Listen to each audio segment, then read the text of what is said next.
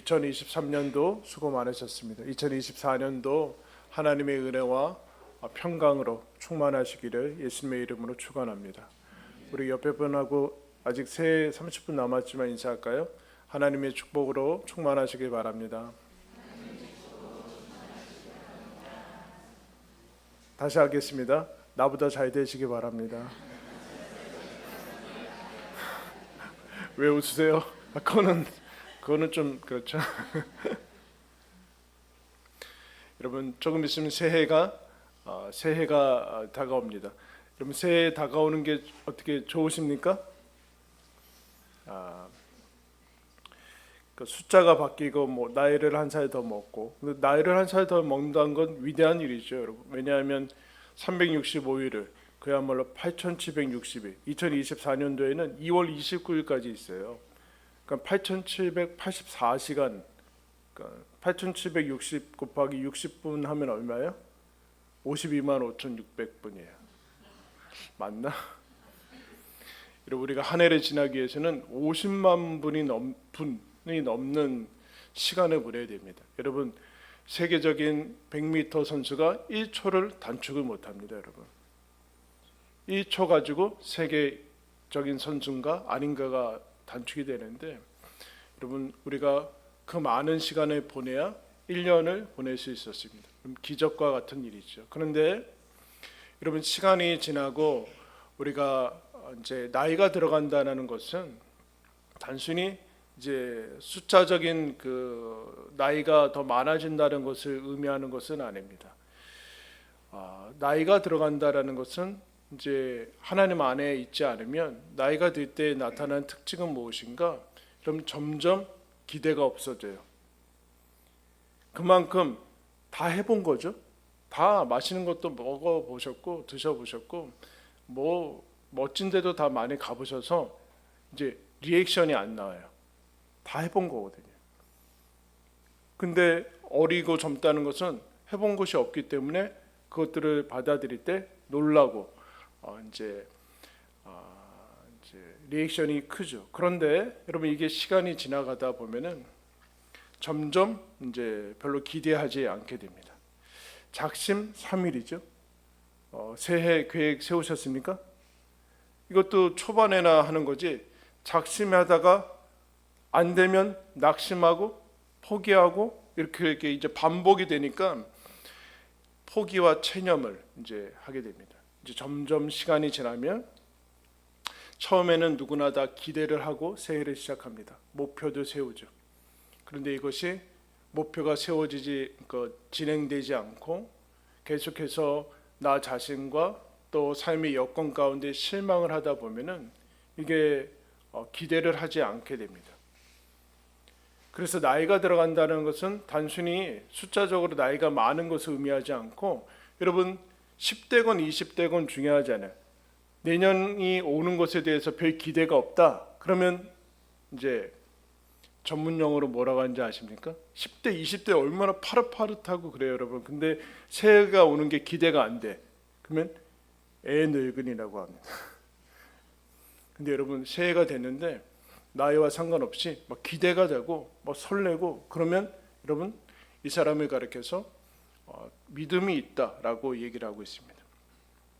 한 해 한 해 지나면 여러분 뭐 살아갈 재미나 낙이 있고 뭐 그래야지 뭐 기대할 것이 있고, 그러면 새해가 어떤 분야건 지금 전망이 뭐 좋은 게 어디 있습니까, 여러분?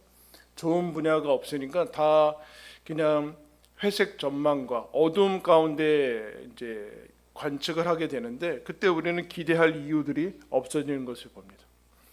한 해 한 해 지나면서 왜 내가 새해가 오는 것이 기대가 되지 않을까라는 것은 단순한 그런 나이가 들어가는 것이 아니라 믿음의 문제와 연결이 되어 있는 것을 보게 됩니다. 여러분, 오늘 한 사람이 등장하는데 이 사람도 별 살아갈 낙이 없는 사람, 결혼을 했는데 당시에는 여러분 산하 제한도 없고 뭐 그런 것이 없기 때문에 많은 자녀를 낳을 수 있음에도 불구하고 70세가 넘었는데도 자식도 없이 그냥 아내와 같이 이제 살아가고 있어요. 여러분, 얼마나 많은 그 시도와 기대를 했겠습니까? 내년에는 자녀가 생기겠지? 안 생기고, 생기겠지. 근데 70살이 넘었어요. 이제 자포자기하겠고 체념을 했을 거예요. 당신하고 나랑 그냥 살자. 딩크족으로 의도하지 않은 딩크족으로 그냥 살아가게 되는 사람이 등장하고 있어요. 근데 하나님께서 굳이 이 사람을 불러서 믿음이라는 것을 설명을 합니다. 몇천 년이 지난 우리도 지금 이 사람을 바라보고 있는데 믿음이라는 것을 설명하기 위해서 이 사람 하루하루 별 기대도 없이 체념하면서 하도 실망을 받으면 하도 실망하고 여러분 그 포기되어지고 그러면 사람이 이제 갑각류 같이 되죠. 겉은 딱딱한데 속은 말랑말랑해서 더 이상 상처받기가 쉽지 않은 거예요. 그러면 기대가 없어지면서 사실은 이제 실망할까봐 기대를 하지 않는 것이죠. 그런 사람이 등장하는 것을 봅니다. 하나님께서 이 사람을 불러서 뭐라고 그러시는가? 그냥 자식도 없고 하루하루 그냥 별다른 낙도 없고 그냥 기대하는 것도 없고 설레는 일도 없고 재미도 없고 그냥 마저부터 살아간 사람을 불러서 하나님이 뭐라고 하는가? 내가 너를 많은 민족의 조상으로 세우겠다. 내 이름을 창대케 하겠다. 큰 민족을 일으키겠다. 지금 자녀 때문에 자녀도 없어가지고 살아갈 낙도 없고 맨날 기대할 것도 없는데 하나님이 부르셔서 너를 축복하는 자를 축복할 것이고 너를 저주하는 자를 저주할 것이다. 내가 지시할 땅으로 가라. 아브라함이 이때 창세기 12장에 뭐라고 그러는가? 75세래요. 이 나이에 뭘 하겠다고 75세 때 하나님께서 부르십니다. 더구나 자식도 없는데 무슨 많은 민족을 이루고 한 민족을 이루겠다고 얘기합니까? 그런데 바랄 것이 없죠. 상속자도 없고 자기도 혈혈 단신이고 그동안 뭐 이루어 놓은 것도 없고 뭐 그냥 그렇게 살아가고 있어요. 하루하루를 그렇게 살아가는데 하나님이 이 사람을 불러서 내가 너를 큰 민족으로 축복의 통로로 복의 근원으로 세우겠다라고 얘기합니다. 얼마나 허황된 모습입니까? 그런데 오늘 그 아브라함의 인생을 가리켜서 로마서에서 사도 바울이 하나님께서 이렇게 해석합니다. 18절 말씀 보겠습니다. 아브라함이 바랄 수 없는 중에 바라고 믿었으니 이는 내 후손이 이같으리라 하신 말씀대로 많은 민족이 조상이 되게 하려 하심이라. 뭐라고 그래요 여러분? 바랄 수 있어서 바랄 때요? 아니요. 바랄 수 없을 때, 실망 정도가 아니라 바랄 수 있는 것이 끊어졌을 때, 절망이라고 하죠. 절망. 그래서 여러분 정신과 영혼의 죽음을 절망이라고 하잖아요. 아무것도 바랄 것이 없을 때 그때 바랬다라고 얘기합니다. 우리는 바랄 수 있는 것이 있다고 생각할 때 그때 바랄 수 있을 거라고 생각합니다. 근데 하나님께서 뭐라고 그러는가? 믿음을 뭐라고 그러는가? 바랄 것이 없을 때 그때 바라는 것이 믿음이다. 그럼 바랄 수 있는 게 없는데 어떻게 바라겠습니까? 근데 하나님께서는 굳이 이 사람을 택해서 믿음이라는 것을, 근데 하나님이 이 사람한테, 아브라함한테 너의 자녀가 하늘의 별과 같이 많고 바다의 모래같이 많을 것이다 라고 얘기하니까 뭐라고 그런지 아십니까? 하나님 그냥 저랑 사라랑 아내랑 살고 있고 종 다메섹 엘리에셀이 있는데 다메섹 엘리에셀 뭐 있습니다 이렇게 얘기를 해요. 다메섹 엘리에셀을 의지하면서 그냥 살아갑니다. 그러니까 하나님이 아니다 그래요. 소망이 없는 상태, 무소망인 사람한테 너 바랄 수 있는 것을 하나님께서 허락하시는 것을 보게 됩니다. 근데 여러분 왜 아브라함이 이와 같은 얘기를 하게 될까요? 저는 다메섹 엘리에셀밖에 없습니다. 왜 얘기하냐면 지금까지 할 만큼 해봤거든요. 할 만큼 해봤어요 여러분. 여러분들 오늘 기도 제목 내셨잖아요. 안 내신 분들 분명히 그럴 거예요. 해봤자 맨날 뭐 몇 년째 내는 거야. 뭐 이루어져야 될 거 아니야. 뭐 그랬을 거 아니에요. 해봤거든요. 70살 넘을 때까지 해봤는데 이 나이에 뭐 다시 시작하라고? 그러면서 시간은 계속 흘러요. 근데 바랄 수 없는 중에 바랬다라고 얘기를 해요.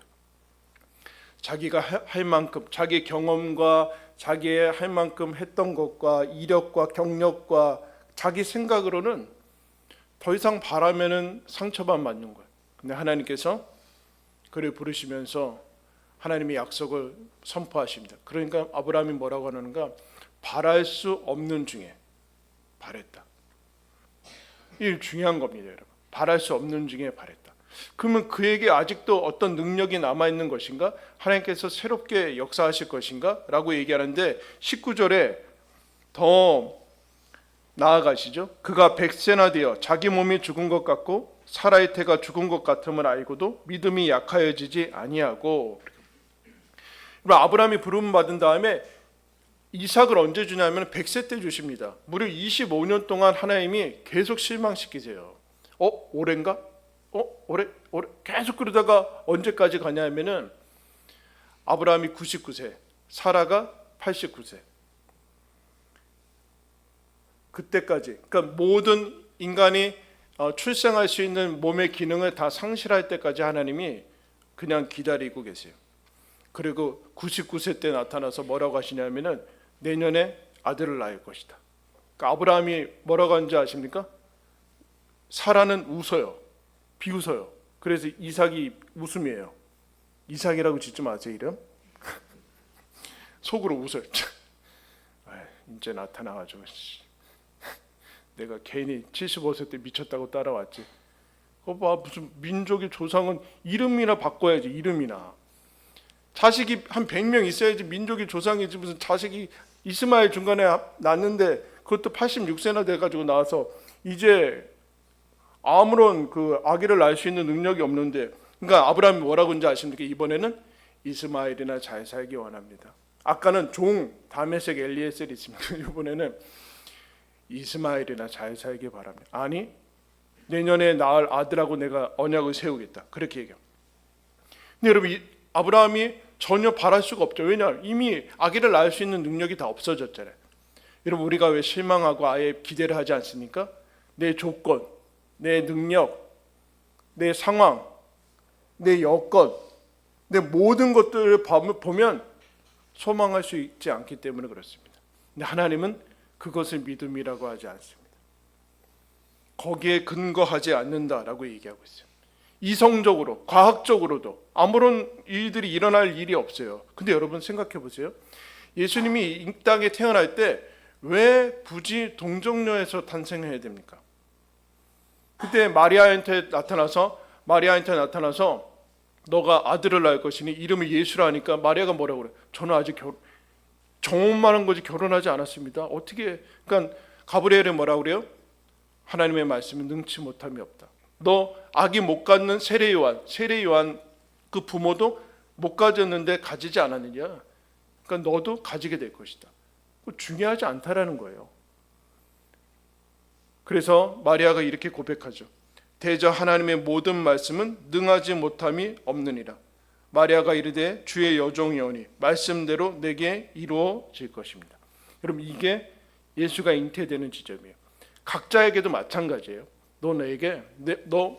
내가 하나님의 자녀로 너를 위해서 영원한 생명과 천국과 하나님의 자녀를, 그러니까 하나님의 나라를 상속할 수 있는 하나님의 자녀로 너를 내가 선택했다.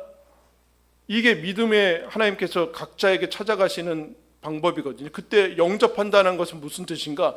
말도 안 돼. 내가 무슨 집도 없는데 하나님의 나라는 100년도 200년도 아니라 영원히 산다고? 나 같은 사람이 천국 가나? 그런데 하나님께서 그걸 선포하실 때 주의 말씀대로 이루어질 것입니다 라고, 그 말씀을 그냥 받아들이는 게 믿음이라는 얘기예요. 근데 우리는 여러분 믿음을 어떻게 받아들이는가 이렇게 생각해요. 여러분은 여러분 자신을 믿어요? 안 믿으니까 결심을 안 하는 거예요. 작심을 안 한다니까. 작심을 왜요? 내가 나한테 하도 속아서 안 하니까 뻔히 알아요. 뻔히 알아.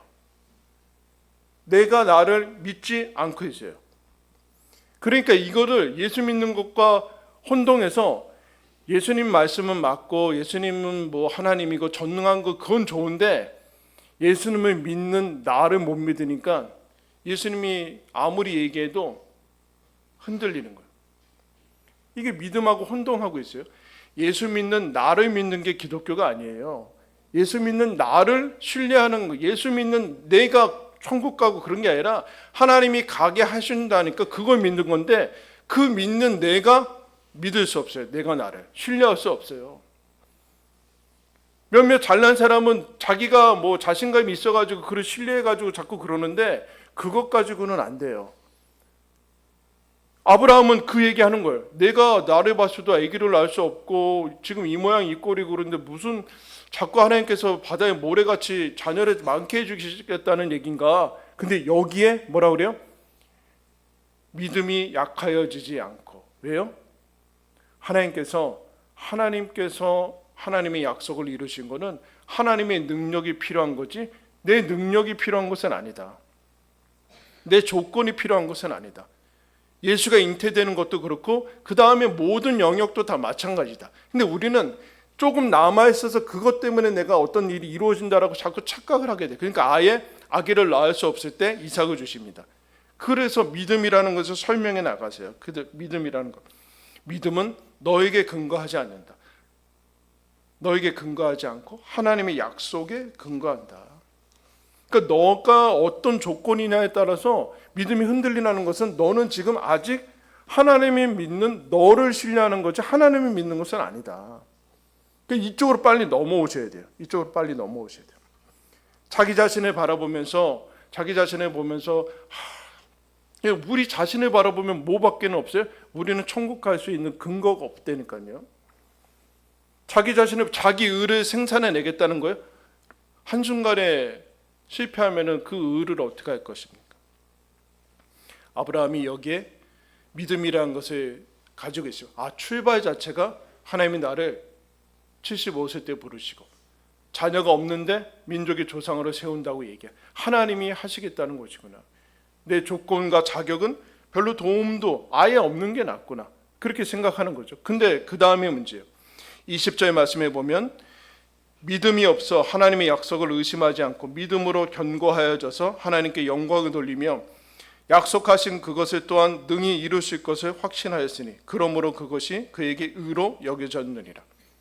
좋아, 내가 아기를 낳을 수 없는 것은 죽은 것 같음을 알고도 믿음이 약해지지 않았다. 그런데 하나님이 약속하는 게 너무 커요.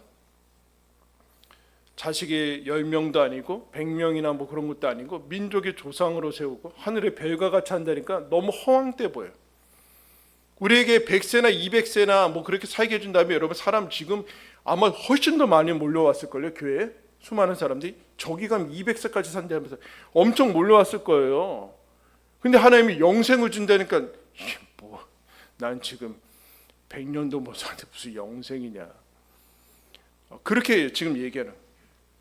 아까는 자기 자신이 너무나 자기 자신의 조건을 보면서 아예 기대를 하지 않는데 지금은 하나님의 약속이 너무 커서 아예 거기다 기대를 걸고 있지 않아요. 현실과 너무 간극이 있잖아요. 하나님의 나라 생각하면 이 땅과 너무 간극이 있어서 이건 허황된 것이다라고 생각을 하게 되는. 근데 여러분 아브라함이 그것을 믿었을 때 하나님이 하나님의 의로 여길 때 무슨 얘기야? 하나님이 기뻐하셨대요. 너 이제 나를 하나님으로 여기는 거야. 나를 하나님으로 여겨서 나는 이 정도로 너한테 주고자 하고 이것을 이룰 수 있다 능력을 갖고 있다라고 믿어주는구나. 그걸 하나님이 기뻐하신대요. 그러니까 하나님이 아브라함의 수준, 우리의 수준으로 축소되지 않고 하나님을 하나님 자신으로 바라보는 것을 하나님이 기뻐하셔서 의로 여기신대요. 의로. 너 이제 드디어 나를 나로 보는구나 라고 얘기합니다. 하나님의 약속의 성취는 하나님의 능력에 근거하지 그럼 우리의 능력에 근거하지 않는다라. 그래서 여러분 이 얘기 아브라함이 드디어 믿음의 차원에 대해서 알고 있는 기댈 곳이 없느냐? 너 기댈 백이 없느냐? 잘 됐다. 이제 하나님의 약속에 기대라. 그래. 하나님의 약속에 기댈 때 하나님의 약속에 붙들 때 거기에서 여러분 기대를 할 수 있는 거예요. 근데 우리는 세상의 방식대로 아직도 믿음의 영역에 들어온 다음에도 계속해서 내 가진 것에서만 이제 뭘 하려고 하니까 기대할 수가 없게 되죠. 그러면 아브라함은 어떻게 이것이 가능했는가? 24절에 하나님의 약속과 하나님의 능력의 절정이 나와요. 24절 말씀 보시면 예수 우리 주를 죽은 자 가운데서 살리신 이를 믿는 자니라. 여러분 최고의 절정은 무엇인가? 예수 그리스도인데 예수 그리스도가 여러분 아브라함은 죽은 것 같았을 때 아이를 낳죠. 근데 하나님은 예수 그리스도가 죽은 다음에 완전히 죽은 다음에 그 다음에 다시 살리십니다. 바랄 게 없죠. 무덤에 갔는데 뭘 바랄 게 있어요? 절망이고 포기고 끝이에요. 근데 거기서 하나님께서 바라게 하시는 겁니다. 그러면서 우리들한테 말씀하는 거예요. 믿음이라는 것이 뭔지 아느냐? 아브라함은 어떻게 믿었는지 아느냐? 하나님께서 어떤 하나님인지 아시냐? 여러분 17절 말씀, 우리 17절 말씀 함께 읽겠습니다. 시작. 기록된 바 내가 너를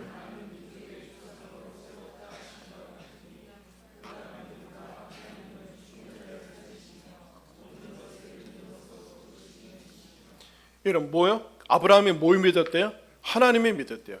자기 출생할 수 있는 능력을 믿은 거나 나이나 재능이나 뭐 자기가 믿는 믿음이나 그걸 믿은 게 아니라 하나님을 믿었는데 하나님은 없는 것을 있는 것으로 부르시는, 있어야지 뭘 만드시는 분 아니더라. 죽은 자를 살리시는 분이더라. 살아있는 사람 가지고 뭐 하지 않는 분이구나. 이걸 알겠어요. 그러니까 아브라함이 어떻게 믿음을 가지고 있었는가라는 얘기는 하나님을 믿은 것이죠. 하나님은 없는 것을 있는 것으로 부르시더라. 죽은 자를 살리시는 분이다. 바랄 수 없어도 내가 죽은 것 같음을 알고도 뭐라고 했는가? 하나님을 믿었다. 여러분 믿음이 무엇입니까? 한번 따라했습니다. 하나님을 기대하는 것. 하나님을 기대하는 거예요. 그래서 여러분 시간이 지나고 새해가 오는 것은 저기 동해바다 가서 태양 본다고 새로워지죠. 종소리 들어야지 새로워지지가 않아요. 달력을 넘긴다고 새로워지지 않아요. 하나님을 기대해야 돼.